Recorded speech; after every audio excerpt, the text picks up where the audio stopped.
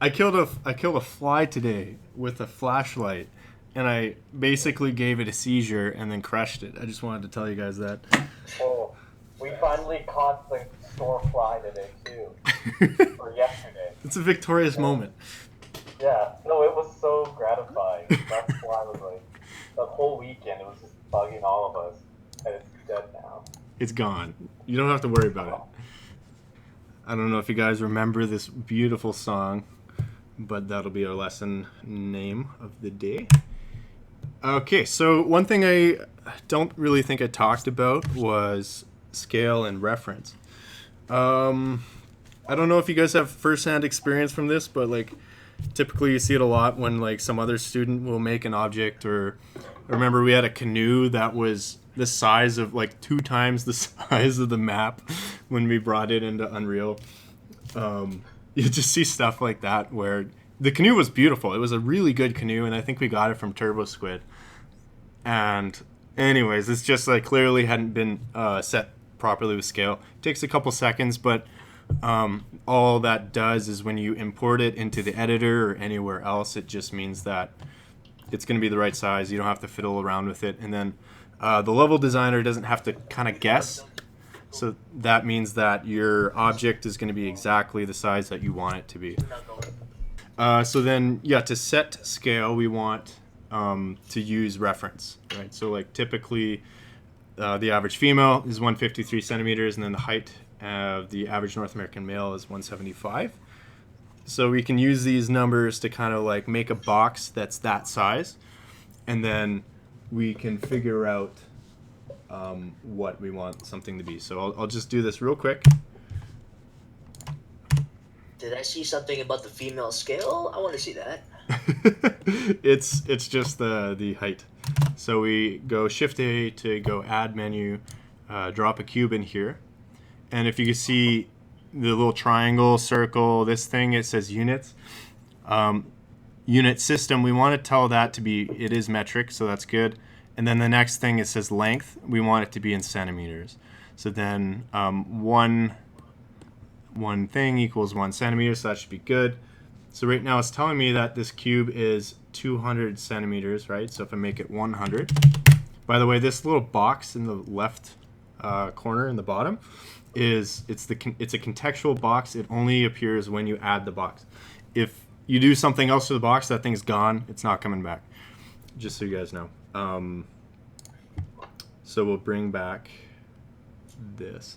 So, okay, 153 is a female height, and then 175. So we can just say like 170, because I know the Unreal character is pretty tall. I think it's like 180 or something. So 175, sure. Meters, that's not what we want. So 175.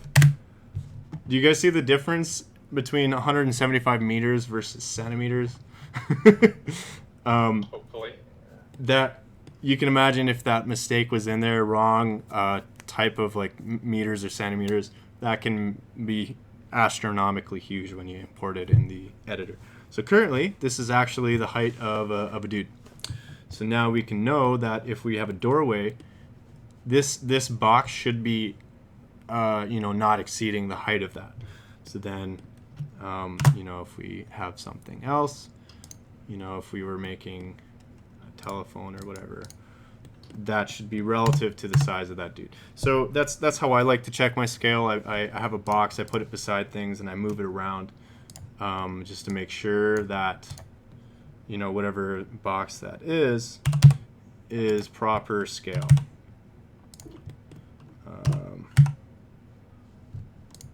So anyways, we can set other things up. If we had a doorway, this might be a little bit tall, but something like that.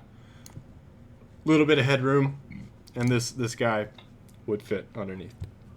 Even though it's a box, it still gives us the basic idea of how tall that should be. So, Ralph, just FYI, I muted you, but if you have a question, you just type it in and you should be good. Okay, cool. So then the next thing is basic operations. So, perfect. Okay, good.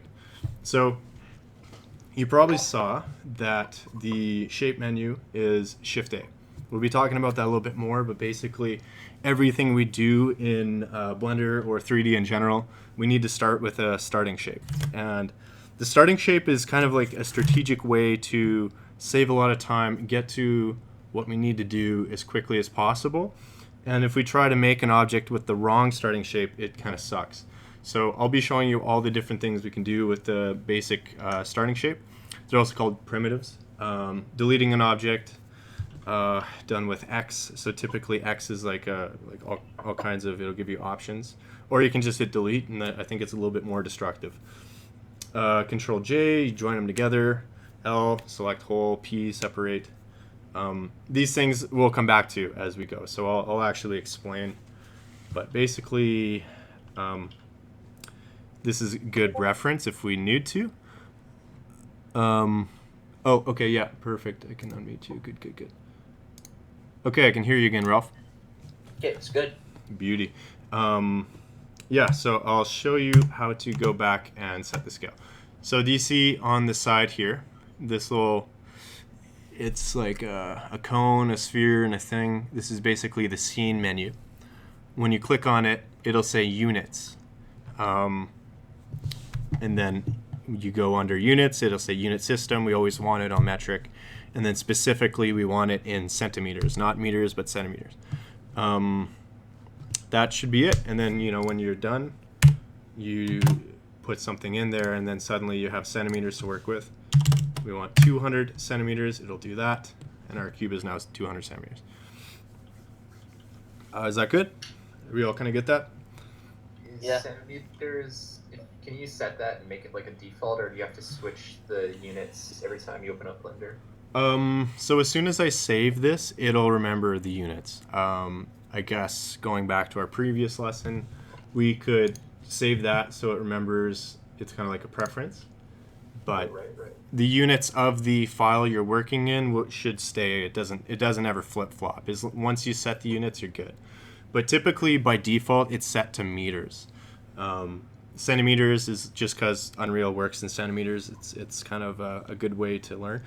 And as we get better at this, we'll start thinking in centimeters, right?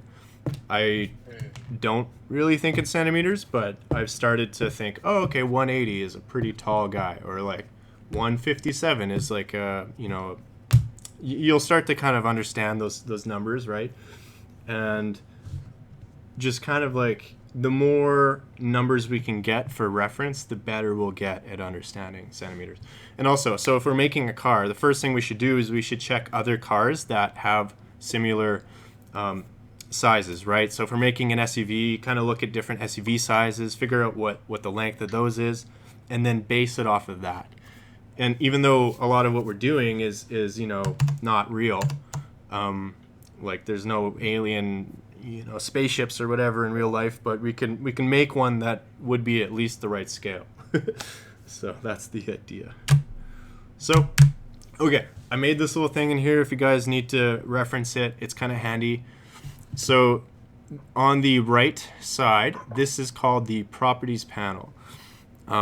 There's all kinds of options in there, and it's like a vertical scrolling thing. They did do this thing in Blender, and I hope they fixed it in your guys' version. But these icons, do you see these little icons here? Yeah.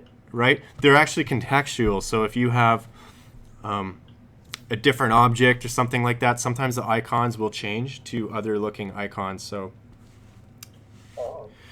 it's annoying because if you've memorized an icon, it's like, where is it? But they're still in the same spot. Same spot. So if you ever can't find it, that might be the way, but I think a lot of people complained, and I think they changed it. I think they're trying to be fancy, and it didn't actually help anyone. So yeah, I just basically highlighted what we're going to be using probably 90% of the time. The other stuff doesn't matter. Things like lighting and setting up the scene and rendering, that's all going to be done in Unreal. So I'm just not even going to focus on it really for now. Yeah, we got unit scale here. We have modifiers. Remember, we're talking about that last lesson. Sean, you might just want to take a look at the slides. Basically, modifiers are ways to globally apply different things and edits across your object, but it doesn't actually tell it to change it until you actually go confirm. So you can do things like mirror it and all kinds of stuff. You can see it in the slides. Very, very handy. Yeah, I'm just looking at it in Blender right now. Yeah. And then see the little triangle guy? It's like green. That's object data. All kinds of stuff in there, but really the most important thing that we're going to be using is smoothing or smoothing groups if you're a Max person.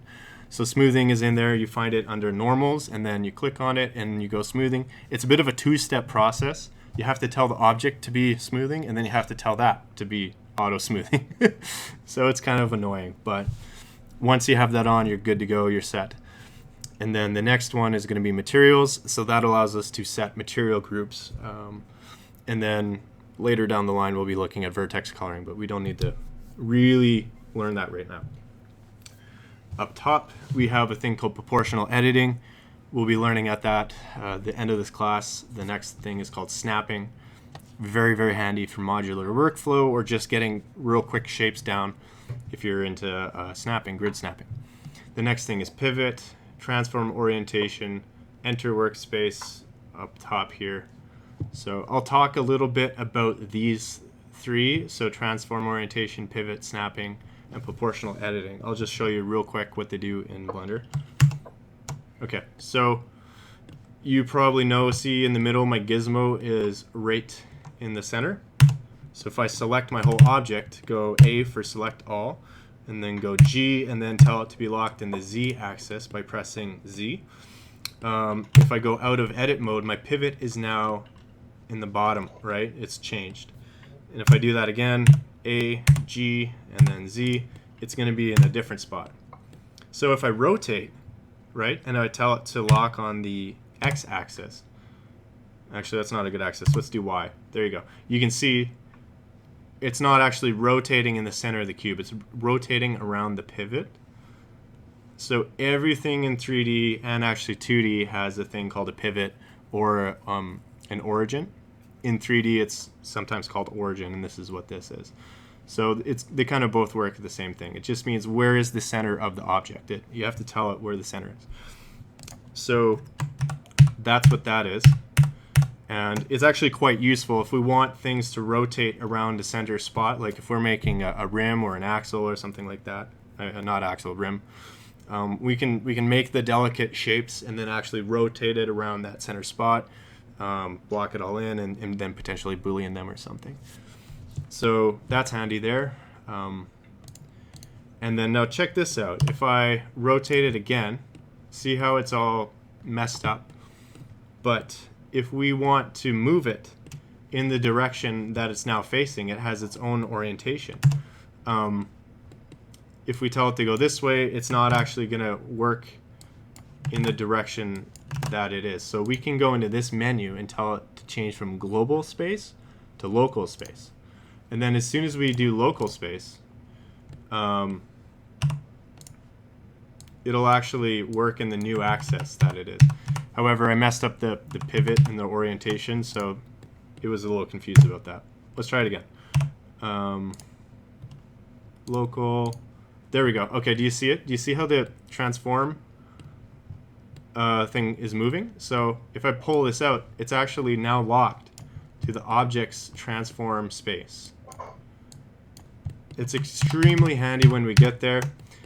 Just know that that option is available, so we don't have to fight with things. So then this is our pivot point.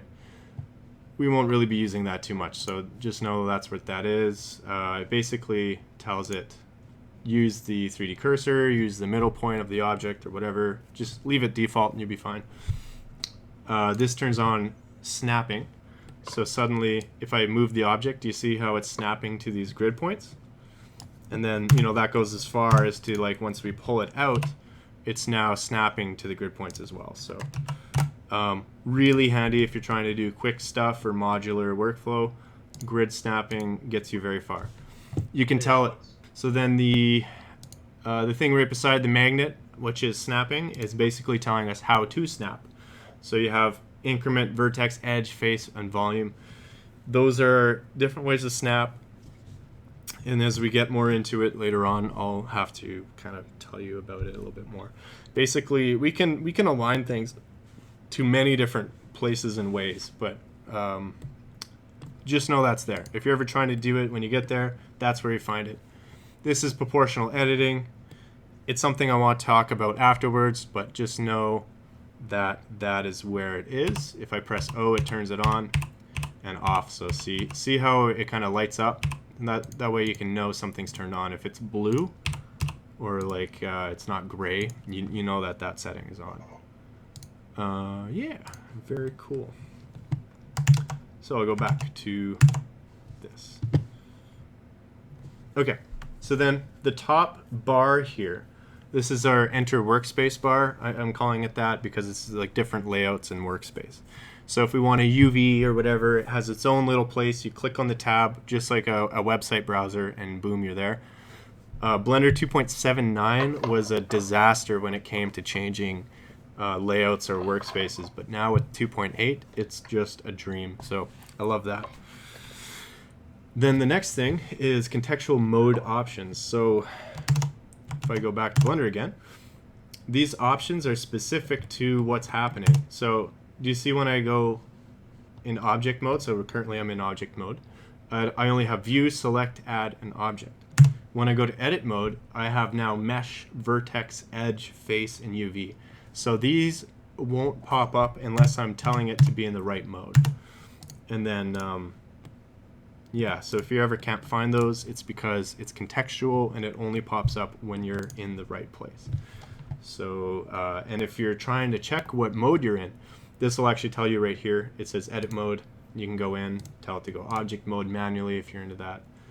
Sculpt. We won't be doing that for a little bit, but it's quite cool. Would this be more beneficial if we were to do this along with you? Well, right now I'm just telling you what what things are. Just very, very rough. So if we look at, if anything, this image at the beginning, definitely keep going back to this image, because like if you need to learn the name of things or remember where things are locationally, this is kind of like your quick go-to way of figuring out where things are, right? It's not like super comprehensive, but it'll get you going, right? It'll get you on your feet. Awesome. Yeah. And then, yeah, okay, so you see this thing, right toolbar? I purposely actually have it hidden so that if it is hidden, you can see there's a tiny arrow. It's not a very big arrow, but it'll show that it is hidden. And to unhide it, you have to hit N. And then there's the left toolbar, which is T for, I guess, toolbar. N for, I don't know why they called it N, not on the left side. Maybe that's it. And then the bottom is animation controls.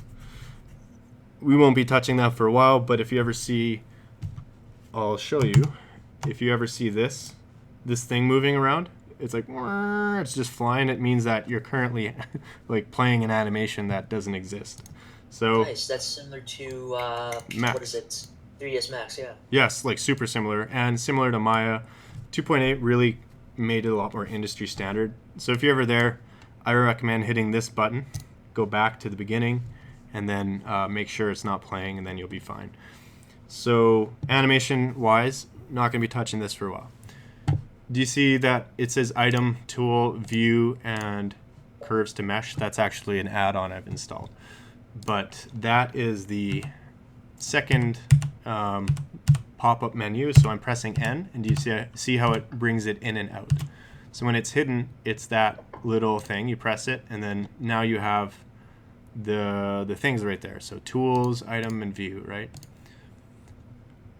Transform particularly I find is helpful. So if I want to bring my object up by 200, I just press 200, and then there you go. It's now exactly up in that spot. And then if I want to reset it, I tell it to be 0, and now it's reset. So we can quickly check to see if things are moved away, and that's what that does. So we'll hit N, we'll hide it, and then T will hide that. So if you ever can't see these, T will on the left side, and then N on the right side. Okay. So yeah. Now you know where things are. This is probably going to be more the follow along part of the tutorials. I'm going to focus a lot on adding shapes. Unfortunately, it seems kind of super like watching paint dry, but I'm going to argue that it is extremely important. So when you do anything in 3D, you go Shift A, and this will give you your add menu. So A for add, and then Shift just because it's Shift. I don't know. You have mesh, plane, cube, circle, UV sphere. So, you know, kind of different things. And then actually as we go, there's like different add-ons we can enable to get more if we want that. And we'll definitely be doing that. What's monkey? Oh, monkey, yeah. So you know how Max has the teapot, the famous teapot? Anyways, Blender has the monkey. That's their version of the teapot, I guess. It's kind of like it's a shape that is supposed to showcase all kinds of different lighting. It does curves, like inside curves, outside curves, hard edges, and all kinds of fun stuff. So yeah, there you go. You can do a monkey if you want. And then typically, you know, you'll use cylinder a lot. And then, you know, watch what happens specifically when I change the vertexes. I'll make it 4. This is basically a cube now. And if I make it 3, we have like a pyramid, or no, what the heck's that called? Sean, I need help. Triangular prism. Prism, thank you. It's like it's in Pink Floyd. Yeah, a prism, right? And then, you know, if we're doing maybe something that needs 8 sides, then there you go. So basically, if we want something to start off with this perfect geometric kind of shape, we can do that. And then the cool thing is now that it's set, if we go around, you guys don't have to do this, you just have to watch. We can like do things like this, right? Where now it's smooth. But it still has the 8 sides to it, you know, so that's quite cool. We started with a very basic shape as a start, and then that's how we got that. So Shift A, we'll go back to cylinder again. I really find cylinder extremely helpful. If we go 12, we're starting to get finally a good round shape. I find once like 12 to 24 is now kind of approaching the territory where it's getting harder to see the segments. 32 is like very smooth in my opinion. It's almost rare that you have to go higher than 32, but just so you guys know, that's how you do it. Cap. Smaller ones, I tend to go no higher than 16. Yeah. When it says cap fill type, just leave it on Ngon. Triangle fan, I don't know. Nothing isn't going to be very helpful. You can always punch a hole in the face, super easy if you need to. So there's that, right? You go X and then face. That's how you punch a hole in it. Okay, so then the next thing, let's try some other shapes. We'll go Shift A again. Let's do cube. So a cube is just going to only give us 4. That's it. You can't do anything else, but you can set the size. Now the cool thing about a cube is we can do stuff like if we go right click, we get subdivide. Do you guys see that? If you right click and hit subdivide, we have this cool thing called smoothness. Smoothness basically allows it to turn from a cube into a circle.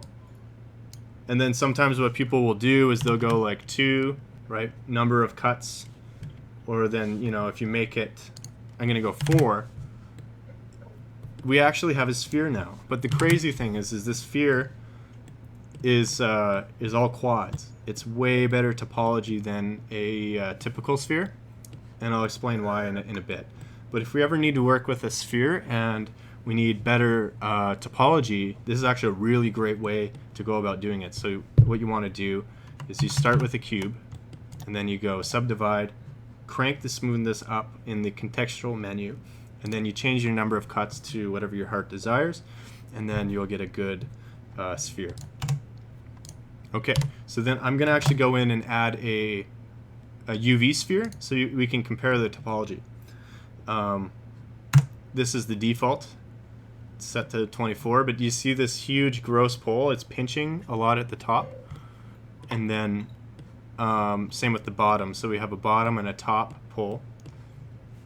And that is not coincidental with north and south pole, by the way. It's just just happens to be that. But the topology, in my opinion, sucks. It is good if you need things that go all the way around. So the fact that we can do this is nice, and it selects it in a kind of a complete circle fashion. So hold on, how did you subdivide again? I'm trying to figure that out still. yeah, are you working on a subdividing a cube? Okay, cool. Yeah. So we'll go find a cube, Shift A, and then we'll go cube, and it should bring it right in the middle. The next thing, and if it's not in the middle, let me know because I can tell you why. If it's not there, then it means our pivot or our origin or 3D cursor is somewhere else. So anyways, we place our cube, and then what we want to do is you want to right click, and that's going to bring up an object context menu. So then we go, okay, do you see that? So if you're seeing shade smooth, shade flat, set origin, it means you're not in edit mode. As soon as we're in edit mode, it says subdivide, extrude faces, all kinds of different stuff. So when you're in, okay. I see it now. exactly. So I was thinking that might be it. So if you go to edit mode, it'll tell you subdivide. You click on that, don't click off of it. You go down to the corner here, and it says number of cuts, smoothness. So just try playing around with the smoothness slider and see what that does for you. Okay. If you want to make a sphere, it's got to be all the way to 1. And if you drag the number of cuts, you can see it basically adds more and more and more. I will show, I'll show you real quick a limitation of this. If you're trying to do a top cut, it's going to be a little bit zaggy, you know what I mean?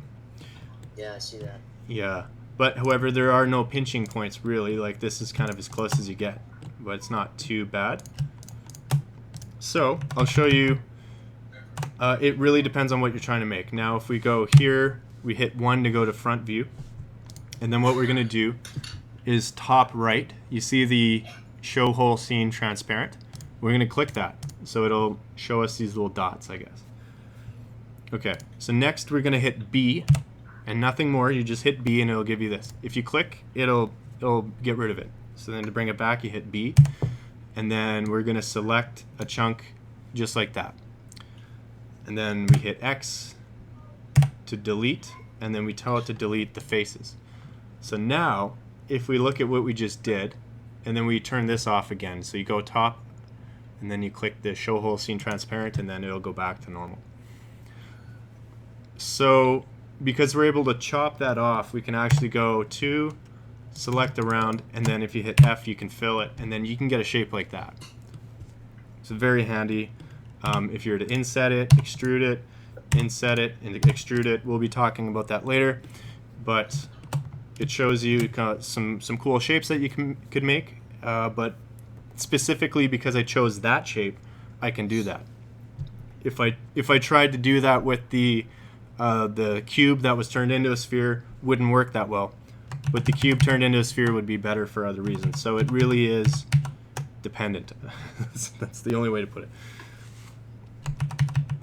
Okay, so our next shape we're going to mess around with is you hit delete when you're in object mode, and then it'll just get rid of it. Okay, delete or X will do the same thing. Shift A again, and we're going to go check out the icosphere. Okay, so here's another sphere type, but it's all triangles, but it's even perfect triangles. We can change the number of subdivisions. Anyways, I have it set to 4 right now. It'll give us a pretty cool shape, kind of looks like a golf ball. This is really good too if you're sculpting and you want to start with a good base for sculpting. A lot of people like the icosphere. We're going to go delete it, in object mode, so tab to get into object mode. We hit delete, and then it's gone. Okay, we're gonna go and do one more thing. We're gonna try out a circle. Okay, so when we do circle, it's pretty apparent there's no volume to this because it's, you know, it's a circle. So if you hit F, oh sorry, don't do that. Okay. This might have been the wrong shape to explain stuff on. Anyways, all you need to know about circle is there's no actual volume to it. However, we can use circles to do other things to 3D shapes and project it and do all kinds of fun stuff. So we can project this onto a shape and then cut it out and make a circle cutout and stuff like that. That's really all you guys need to know, is that different shapes will have different properties. So we'll delete it. Okay. So as we keep going, we're going to keep talking about this, but that's the philosophy behind picking the right shape to start with. Do you guys kind of get that? Cool. All right, right on. Okay, so now we're going to get into, it's going to get more fun from now on, I think. Modifying shapes. Primitives are starting shapes are basic building blocks in Blender, so that is what we just talked about. Selection. As I go, I'm going to be talking about different ways to select. This is like our cheat sheet.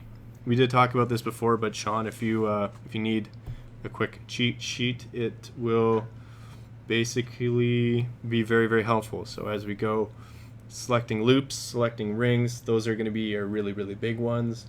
Nearest path is quite handy, and I'll show what they're useful for, you know, different things.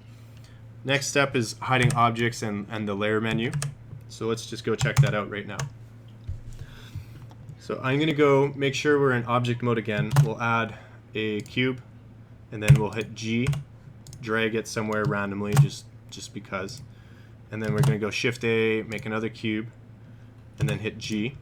Now check this out. If we don't want to do that anymore, you can go Shift D. That duplicates it.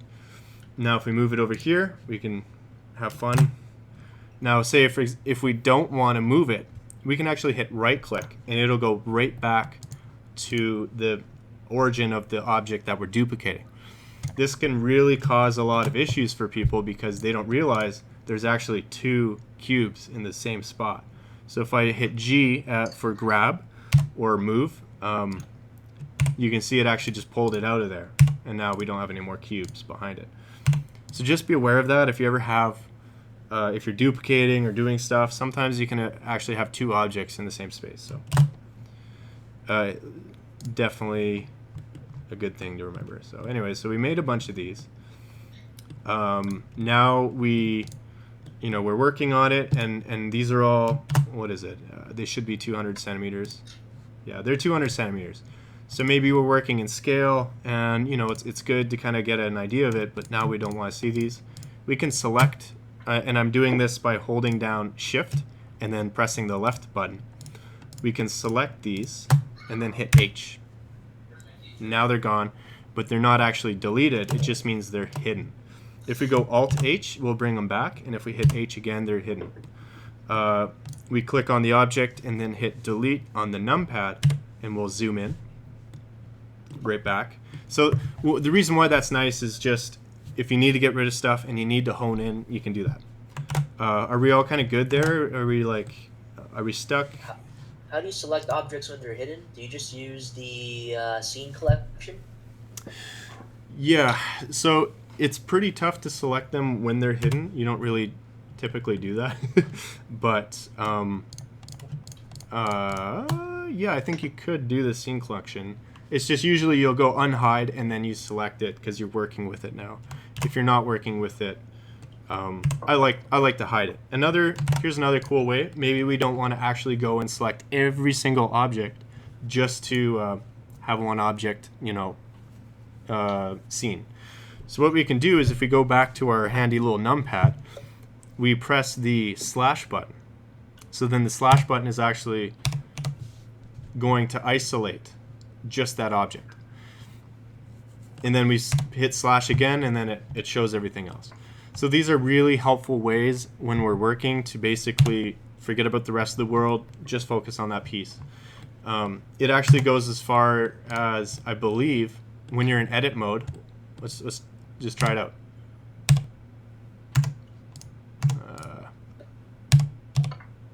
I'll just share my screen. Hold on. Yeah, never mind. I remember there was a way to actually... Okay, there we go. Did you see that? It works with hide. So if I select a face and hit H, I'm hiding those faces. I didn't delete them. I hid them. And if I go Alt-H, they're exactly where they should be. So that can trip you up. If you're ever like in edit mode and then you hit H, you'll definitely hide it, but you didn't delete it. It's handy if you're working in an advanced level, and if you're a beginner, it's going to ruin your life. Okay, Alt-H.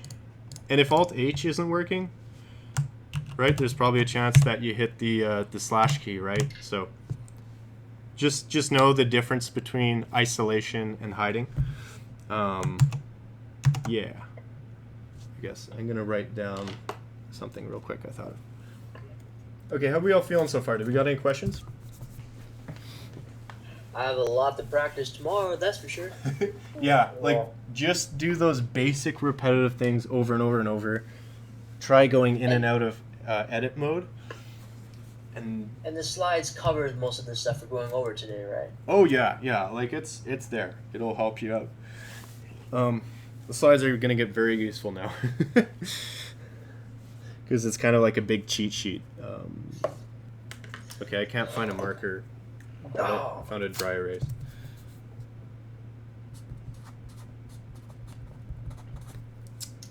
Alright, so next thing. Editing menus. I'm not actually going to be talking about the intricacies of this right now. The whole point is to kind of explain some of the language that Blender uses. Specifically, Alt is typically for options, and then Control is typically for menus, right? So when we go Control E, it means E for edge menu, Control F, F for face menu, and then V for vertex menu. That's kind of like the idea behind that, right? So, you know, our right click in 2.8 is quite powerful in the sense that right click will get us most of everything we need, depending on where we're at and what menu we're in.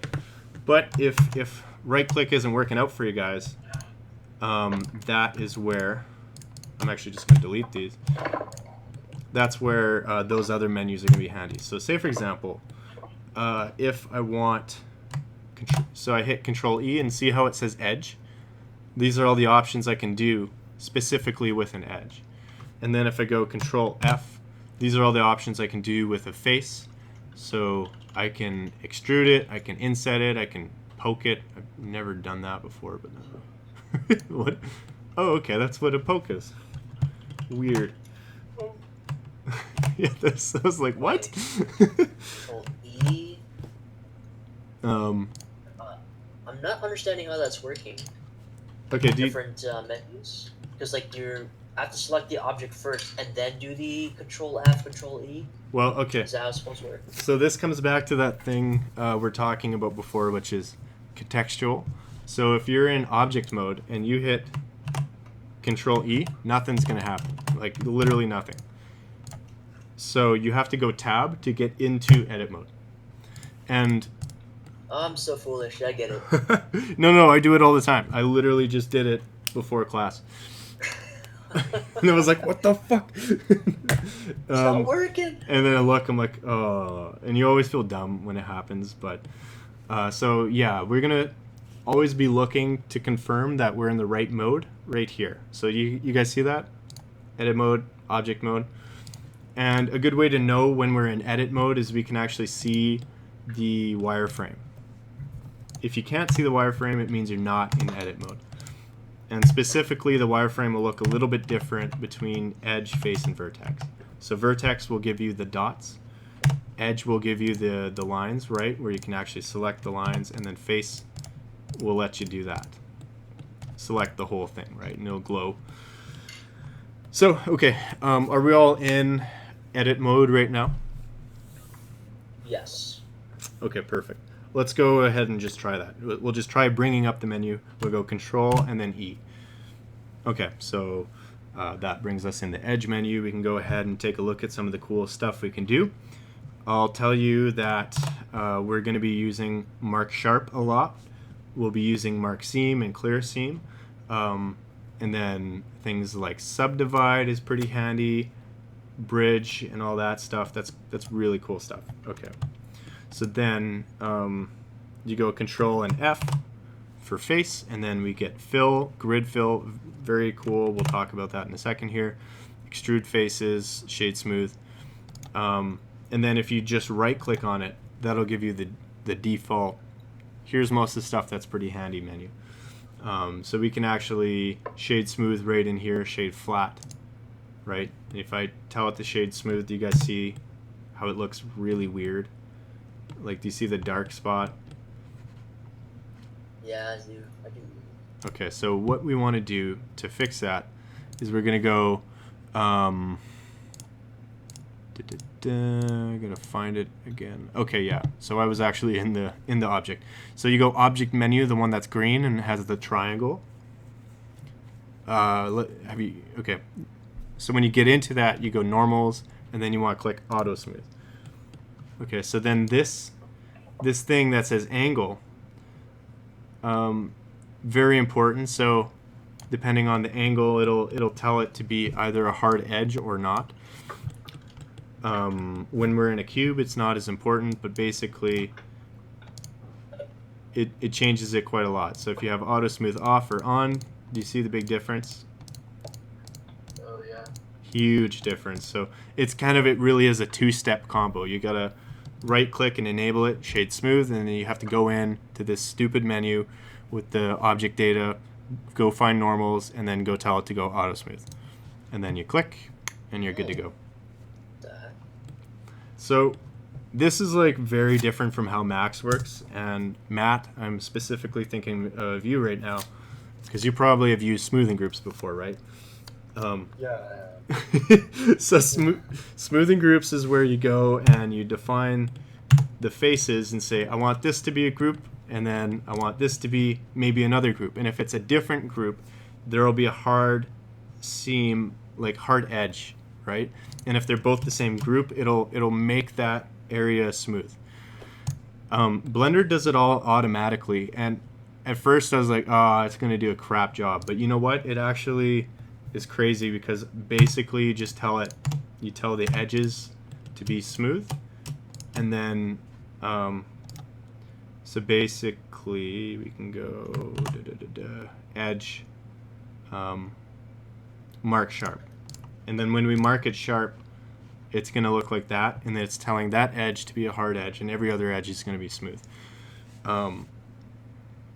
Anyways, just so you know, Matt, just so you're not kind of like confused by that, because I was very confused when I was trying to figure it out. I'll definitely have to play around a little bit, Yeah, it'll take a little while to wrap your brain around. Certainly did for me. Okay, so those are the menus. And then, like I said, Alt is typically for options. So there's a couple different kinds of extrudes, and we'll talk about that in a second here.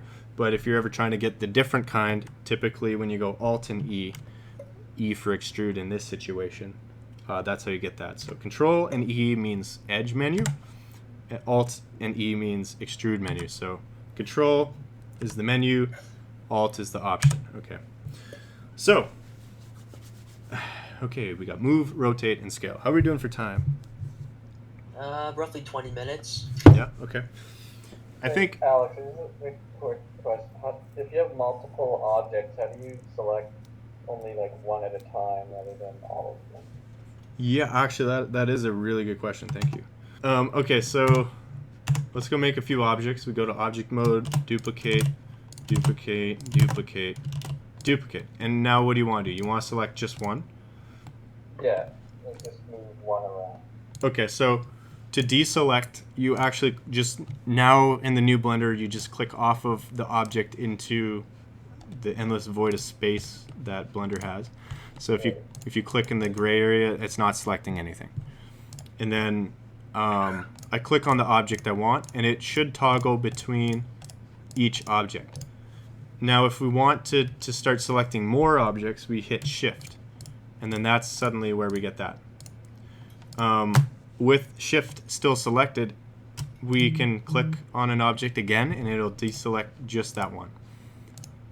And just so you see, it's usually a two-step process. Doot, doot. Double click. Yeah, you double-click it. Okay, so then if we do Control, I think it just tells it to reset and goes back to the object you're clicking. If we hit A, it means select all. So if we ever need to select every single thing, A for select all. If we go Alt A, it'll deselect everything, and if we hit A really, really quickly twice, it deselects everything again. So to deselect, you can go Alt A or double press A, or click off the object into the screen, and we'll get that. And then now we can just isolate that object with slash, or we can just go into edit mode on just that object. Cool thing about 2.8, I don't know if this was in 2.7, but we can actually go into edit mode on multiple objects. So yeah, that definitely wasn't, because I just discovered that. yeah, isn't that wild? It's like, what? Yeah. So now I'm actually Handy. editing 3 objects at once, and that is so powerful. Yeah. How are you all feeling so Just far? have to join everything together. Yeah, exactly. Just join it up at the end, and bada boom, bada bing. What happens if I were to do this? Ooh, sweet. Okay, let's go see what's next. Grid snapping. So, why don't we try that? Okay. Let's see if we can actually start making some Minecraft in Blender. We'll go select. Playing that the other day. Yeah, did it work? Did it work? That's what worked. Oh, sorry, I heard you wrong. Yeah, I thought you said I was trying that the other day, not playing that. Oh. I was like, I'm curious. I haven't actually done that yet. Okay, so we'll go Shift A. Okay, and then that'll go Add Menu, and then we go Cube. And then we want our cube specific to... Yeah, what if we make it 100 centimeters? So we go and click this, manually type in 100, and then suddenly our cube is now 100 centimeters. So we go up here, and we turn on snapping. And then, if you notice, if we're just trying to move things around, you got to be in object mode. So make sure this is object mode, or actually just notice something really cool. Just wait, I just have to try it to... Oh, never mind. Okay. I thought it automatically moved you out of edit mode if you select a bunch of times, but that wasn't the case. So we hit tab to go out of object mode, or we just click object mode. Into object mode, sorry. So now we can't see the wireframe. We're in object mode. We have grid snapping turned on. If we go Shift D and then move it to the right, it'll actually perfectly snap it to the space. And yeah, isn't that cool? Doop, doop. Wait, run by that again? How'd you do that? Yeah, isn't that cool? Yeah.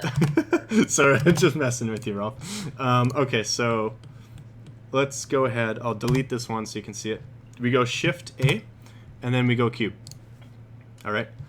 So then we want to make sure our size is 100 centimeters. Oh, that's why my units are still meters. I've changed Yeah, that. there you go. There you go. Very important.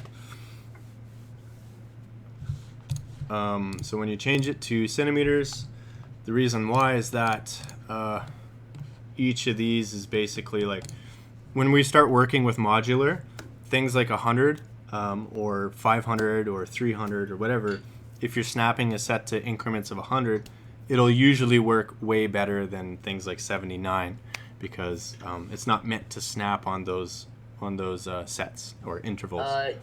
You can continue. What I'm going to do is I'm just going to quickly review the slides in order to do it again. Okay. So Apparently anyway. I've written it down, but I'm just going to do it myself just to understand how to do it. Okay, that sounds good. So you can kind of see that things start clicking together, and this is exactly what modular is. It's a very basic way of lining things up very quickly so that we don't have to waste a lot of time trying to get things to fit, right? G and okay, so let's actually start playing with move, scale, and rotate. We're going to turn the fancy I don't know, magnet off, so we're no longer in snap mode. So if we hit G, you see it just moves around. And then we're going to delete everything. How we do that, we hit A to select all, and then we go X to delete, and then boom, it's gone. So now in object mode, we're going to go Shift A and then go cube. Okay, so we made our happy little cube. That's great. So when we select it, we can move it by hitting G. G for move. I don't know why. I wish it was M, but I guess it's G for grab. Okay, so then we're starting to see we have this issue where it's not going really anywhere.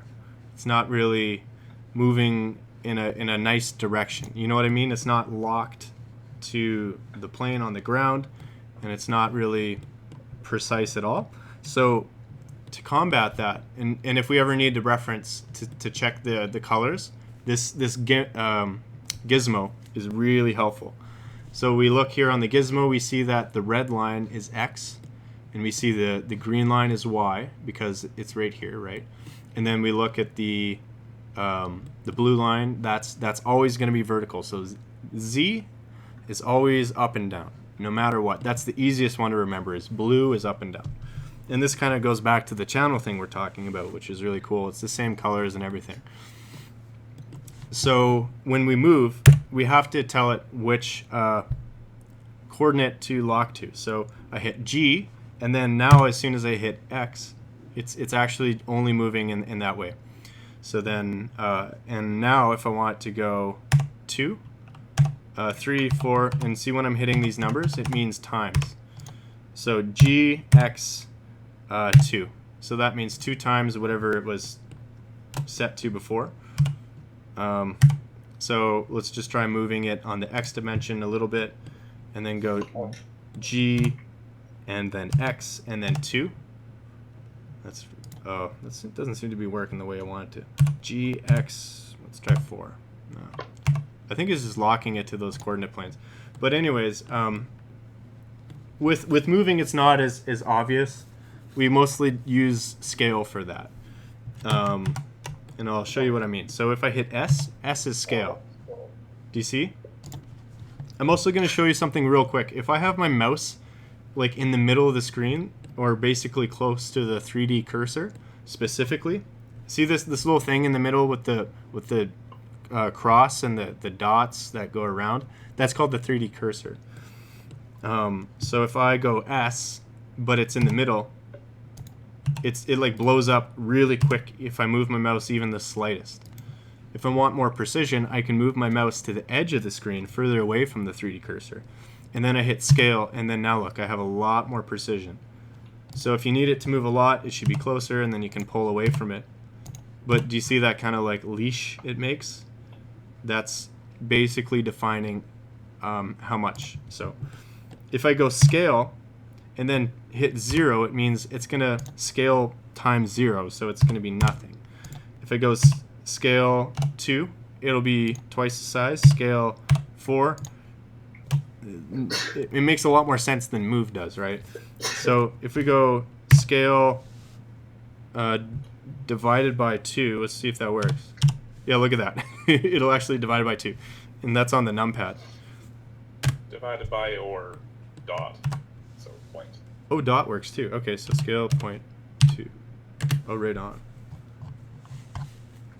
Cool. So pretty handy.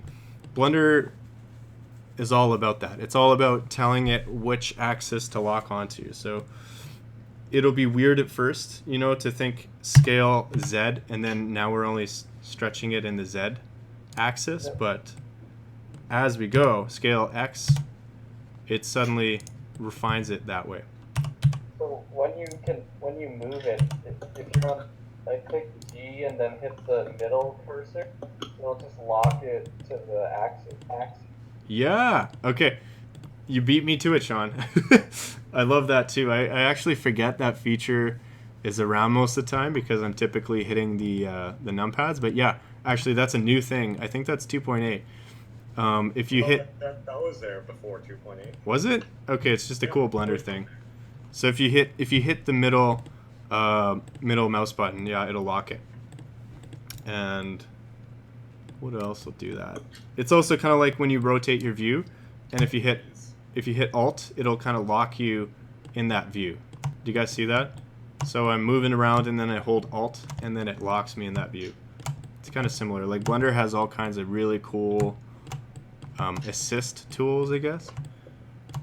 Yeah, because if you hit the set button just left of 1, you can like go to this, instead of hitting like the 179, you can just click on it. Wait, what button is this? I can't, it's like the little apostrophe. Next to 1. Oh, the tilly guy. Yeah, the till. When you're doing what? Oh, you can just like change your view. It gives you a little view menu. Oh. Really? Oh Okay, yeah, let's try right. that. Okay, yeah, I forgot about that. Yeah, that's really cool. I think I saw it once when I opened up 2.8. I'm like, oh, cool, and like forgot about it. Yeah, okay, that's actually quite handy. Oh, and it gives you the numbers too. I'm gonna show you guys something real quick, just because the odds of it happening without you guys knowing is quite high, and then you'll be like, my Blender's broken, and that happened to me lots. If you hit Control and Spacebar, go ahead and do that. I'm just gonna write it down first before I make that mistake. It's not really a mistake if you know what you're doing, but it'll feel like one. It'll be like, where the hell did everything go? And then At if least it's got the back to previous tab at the top now. oh It'll take all yeah, your tabs away. that's nice. I didn't see that. That's Oh, actually no, well- that is so nice. My Blender's broken. How do I fix this? And then Control and Spacebar again. How do How do I do that? So now that we know how to unfix this, or basically if we ever have that problem where everything disappears, we can actually use it to kind of like if we don't want a bunch of stuff cluttering the view and we want to edit like a boss, Control and Spacebar will give you a lot more space. And then when you need the options again, you can actually hit Control Spacebar to get it back. So that's typically for more advanced users. They're all about the hotkeys, and they just like, you know, they put their power glove on and they use Blender like a pro. But I'm not really there yet. The only time I really love it is when I'm using the UV editor, because see how there's kind of two components to it, and then sometimes it's like a little bit too small. So if I hit Control and Spacebar, I can have full access to this, and then Control and Spacebar, and now I'm fully in here. So handy sometimes, especially when you're dealing with those very kind of cluttered windows. All right. We don't have too much time left, but I just want to get through a couple more things. Okay, so origin and pivot. I think you guys kind of get that, right? Like I showed it a while back, how if the pivot isn't in the center, it'll rotate around a different part of it and stuff like that, right? It's like an orbit, I think is the best way to describe it. Yeah, If yeah. it's not in the center. It'll like orbit. Yeah. That is Gravity. yeah, it's a really good way to put it. That goes as far as to things like when we start using the mirror modifier. If you don't have the origin set in the right spot, it'll mess things up. Anyways, when we start using it, we'll talk about it. Okay, so now we're actually going to make something. Okay, so let's do that. The first thing we want to learn is extrude. So let's go Shift A again in object mode, and then we're going to go cube. We're going to zoom into that cube and hit tab to enter edit mode. And then we're going to go to 3, so we're on face. Okay. It's a lot of stuff, so let me know if you guys are stuck. Good. Everybody's good? Yeah. Noise. Okay. So, this thing's very cool. It's a pretty darn important one. We hit E, and then watch that. See how it's now extruding along the axis that is vertical because it figured it out that it's a vertical extrude. Really cool. So then, see if we click on this face, now we can extrude out that way, right? Click on this one, we can extrude out there. And then click on this guy, and we can start making all sorts of crazy stuff with extrude. I'm extruding inwards. I think that's bad practice, is it not? It is. If you don't have the right topology set up, it can be. But I'll show you where it's a good practice. What if we do want that hole? The next thing we're going to get to is called inset. All right. So I'll. Oh crap! Okay, there we go. So inset, I for inset, only in face mode. I'll add a couple more pictures later as we go, just to show so you guys can see it. But I think it's probably better to actually do it. So extrude and inset are kind of like best friends. You can think of them as like you can't separate them, and they're just like they're great pals. Words like bevel, yeah. Yeah. Well, in Max, yeah. 3D Max, but yeah. Because 3D Max, the bevel tool, does it all. It's almost like at first I was really irritated that I had to do everything separate in Blender, but then once I started kind of figuring out the advantage to having it separately, I could argue in a lot of ways it is better. So it is like bevel. That's sick. Okay. So let's try extruding a weird shape. And I'll show you why sometimes we want multiple different kinds of extrudes. I'll just share my screen now. Okay. Do you guys see this? I made that's called a bevel right there. So I just beveled that edge. And then I can scroll to tell more or less of parts. But now that it's selected, what if I want to extrude this? Right? What if I want to extrude that? It's going to do this. But do you see the problem is it's not actually evenly going around it. It just kind of went and picked the direction. So if I go Alt-E, that gives me extrude options. I can go and find the right extrude for me. So I would say along normals is the way I want it to be. Now if we look at the top view, see how it actually followed the direction of the normals. So that's partly why we spent so much time on normals, is because we actually use it quite a lot in 3D. I'm going to do that again where I select these. I use the shortest path selection. We'll be talking about that later, but it's basically control and then clicking. And then I'm going to do that again. So I just made a crazy dome-like thing by beveling that. And then I go Alt-E again and then extrude along normals. So see how that's kind of preserving the direction of all of these guys? Versus if I extrude normally, it just does that. Do you see? Very. Yeah, I remember that from last year. Oh my god. Very different. Unbelievably helpful. Yeah, I was playing around with the objects, and I find like when they got combined, it thought it was one object. How do you like separate the geometries here? Yeah. Did you actually join them with the join command, or? No, I just like inserted one object within the other and then tried to select the whole thing, but it like thought it was moving as one object. Oh, okay. So what happened is, did you insert it in edit mode, maybe? Yeah, maybe. Oh, okay. I think that's what I did. Yeah.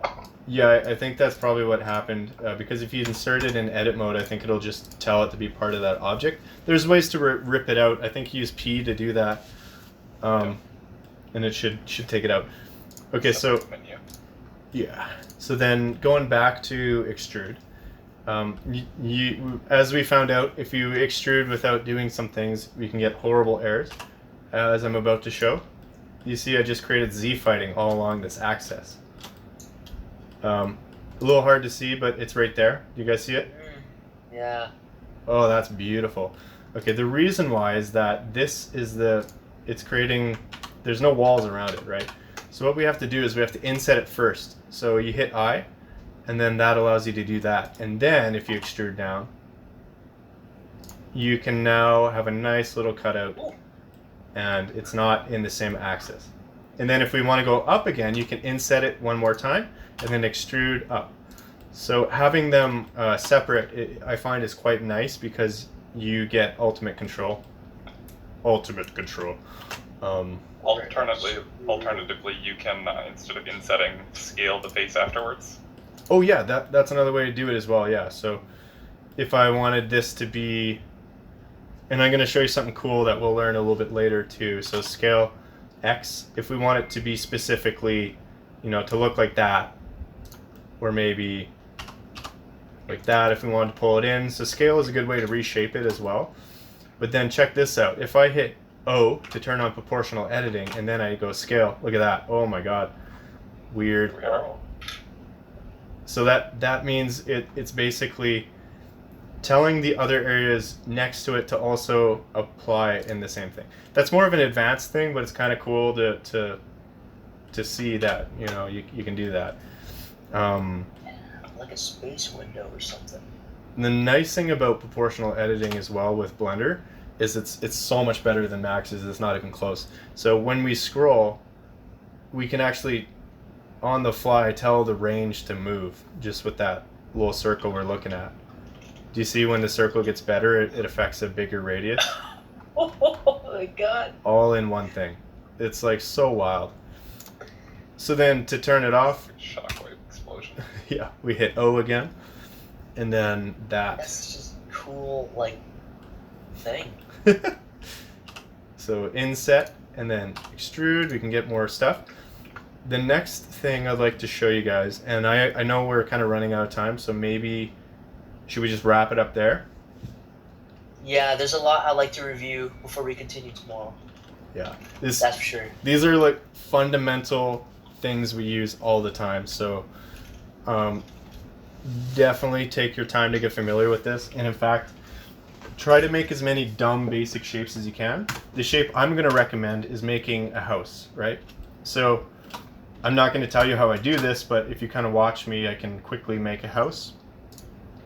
Wouldn't start with a plane actually, sorry, I clicked on the wrong thing. Cube. So for making a house, we could do a couple things like this.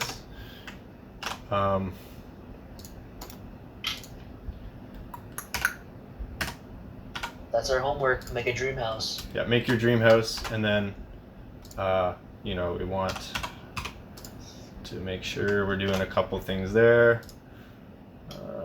So yeah, go ahead and just do that, play around with it, and then we can do all kinds of cool, fun stuff. We can inset it, scale X. Wait, did you do inset on the top to make those triangles? That is a thing called an edge, loop, and ring. So I'm kind of getting ahead on you guys a little bit, but if you want to know how to do it, the slide loop cut, I'll put some information in there. But anyways, loop cut is basically Control R. It allows us to kind of do that. So, but for right now, let's just loop cut will be the thing that we can kind of experiment and try out on our own. But everything else should be doable by just the basic things that we've learned, right? So we got that. Maybe we want to make a door. We could do another loop cut. So I went Control and R. That's basically all I'm going to tell you. And if you also loop cut with scrolling, we can turn it into as many things as we need. So the cool thing with that is we can do all kinds of cool stuff. All right. So our homework is to make a house, and we'll send you a picture of it tomorrow. Yeah, make a house, and if you also want to make any other crazy, funky things, build away to your heart's content. I'd say this is probably a good place to spend more time on, is just learning these things, learning the view, playing around with front, side, top, just learning all that stuff, making very basic shapes. I'd say if you can spend an hour, that'd be great. Minimum, spend 30 minutes. And if you can spend more than an hour, I'm not going to tell you not to. So. Gotcha. Yeah. So yeah, we got a happy little house here. It's pretty fun. You know, like here's that fancy extrude normal thing I was talking about. So let's go give it a shot. We'll see what happens.